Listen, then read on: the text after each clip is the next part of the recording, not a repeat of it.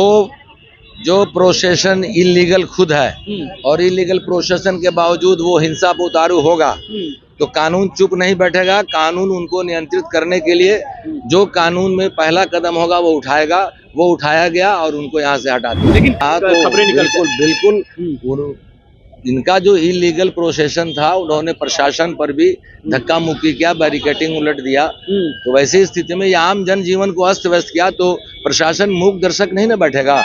प्रशासन तो जो कानून कहेगा उसके अनुसार काम करेगा। बीएसएससी अभ्यर्थियों का प्रदर्शन जारी था। ऐसे में आपको बता दें कि थोड़ी देर पहले यहाँ पर रण क्षेत्र में बदला हुआ था डाक बंगला चौराहा और छात्रों का जो आक्रोश था जिसको देखते हुए पुलिस प्रशासन द्वारा यहाँ पर लाठीचार्ज हुई और तमाम तस्वीरें यहाँ पर हमने आपको पहले थोड़ी देर पहले हमने खबरें दिखाई लाठीचार्ज की। लेकिन इस वक्त जो स्थिति है डाक बंगला चौराहे की, अभी थोड़ी देर पहले जो यहाँ पर सड़क जाम थी, यातायात पूरी तरीके से बाधित था, लेकिन अब यातायात सुचारू रूप से शुरू हो चुका है। तमाम गाड़ियाँ अब आसानी से जा रही है क्योंकि जो छात्र थे उन्हें बैरन वापस करना पड़ा लाठीचार्ज होने के बाद।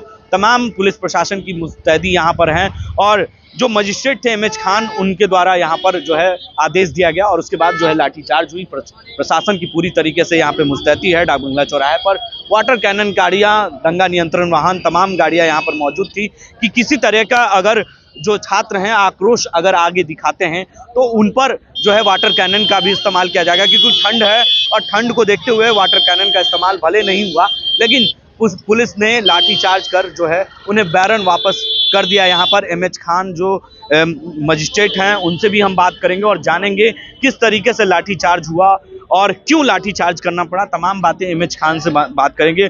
मजिस्ट्रेट साहब हैं, उनसे हम बात करते हैं। सर, थोड़ी सी जानकारी चाहेंगे। अभी थोड़ी देर पहले लाठीचार्ज हुआ, क्या हुआ था ऐसा भाई लाठीचार्ज करना पड़ा? जो प्रोसेशन इलीगल खुद है और इलीगल प्रोसेशन के बावजूद वो हिंसा पे उतारू होगा तो कानून चुप नहीं बैठेगा। कानून उनको नियंत्रित करने के लिए जो कानून में पहला कदम होगा वो उठाएगा, वो उठाया गया और उनको यहाँ से हटा दिया। लेकिन कहा जा रहा है कि एडीएम लॉ एंड ऑर्डर पर भी जो कुछ छात्रों ने उन पर हाथ चलाया और बल ढकेला, ऐसा खबरें बिल्कुल इनका जो इलीगल प्रोसेशन था उन्होंने प्रशासन पर भी धक्का मुक्की किया, बैरिकेटिंग उलट दिया। तो वैसी स्थिति में आम जनजीवन को अस्त व्यस्त किया तो प्रशासन मूक दर्शक नहीं न बैठेगा। प्रशासन तो जो कानून कहेगा उसके अनुसार काम करेगा। देखिए, प्रशासन मुख्य दर्शक नहीं बनेगा क्योंकि कानून व्यवस्था किसी तरह की गड़बड़ाए ना, लॉ एंड ऑर्डर गड़बड़ाए ना। और खबरें निकलकर जो सामने आ रही है कि कुछ छात्रों के द्वारा जो है लॉ एंड ऑर्डर जो है उनके ऊपर जो है हाथ छोड़ा गया छात्रों के द्वारा, ये खबरें निकलकर आ रही है।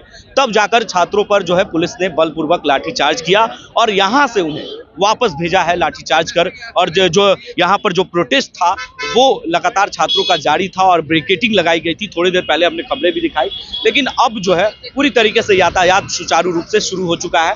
यहाँ पर थोड़ी देर पहले यातायात पूरी तरीके से बाधित था और दंगा नियंत्रण से लेकर वाटर कैनन की गाड़ियां तमाम यहाँ पर व्यवस्था कर ली गई थी। प्रशासन ने भी पूरी तरीके से कमर कस चुके थे और वो पूरी तरीके से अपने आप को सुरक्षित थे क्योंकि हेलमेट वगैरह तमाम चीज़ें व्यवस्था उन्होंने कर ली थी कि अगर छात्र पत्थरबाजी या किसी तरह की उग्र प्रदर्शन करते हैं तो उन्हें कैसे जवाब देना है, ये तमाम चीज़ों को लेकर प्रशासन पूरी तरीके से यहाँ पर तैयार थी।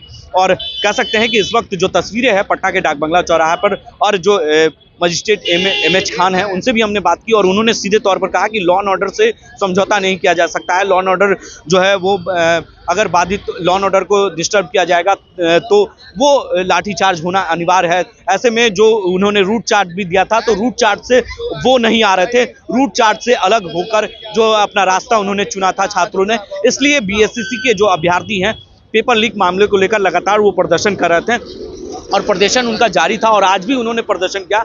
जब उनका जो रूट चार्ट दिया गया था वो रूट चार्ट से वो नहीं आ रहे थे, इसके वजह से पुलिस को समझना बड़ा मुश्किल हो रहा था।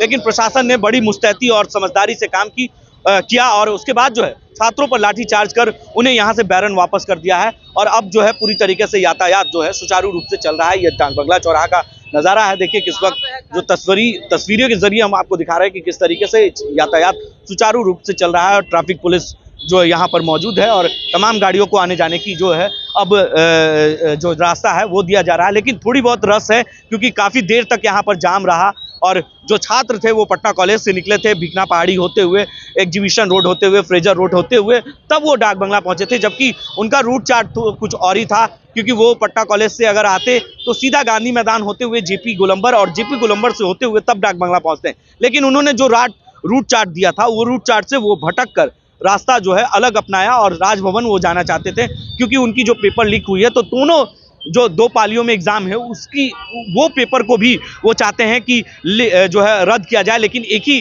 जो परीक्षा है वो रद्द हुआ है। इसको लेकर तमाम तस्वीरें हमने आपको दिखाई, लाठीचार्ज से लेकर तमाम अपडेट हमने दिया। और इस वक्त जो डाक बंगला चौराहे का नज़ारा है वो पूरी तरीके से अब यातायात सुचारू रूप से चल रहा है। अपने सहयोगी अजय कुमार के साथ बने रहे देश न्यूज़ के लिए और देखते रहे।